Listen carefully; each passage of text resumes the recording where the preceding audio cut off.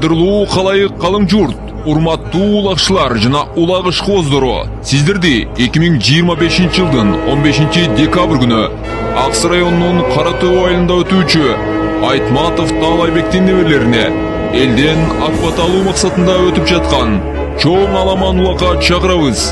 Коюлган соорундар: 10 кой, 10 серке, 3 топоз, 15 тай, 10 торпок, 1 автоуна, 7 кара, 3 алтын кур, акчалай соорундар. Баарыңыздарды күтөбүз. Башталышы саат 11:00. Урматтоо менен той ээлери Таалайбек, Бакытбек. Сурап билүү үчүн 0709 25 47 00 номерине байланышыңыздар.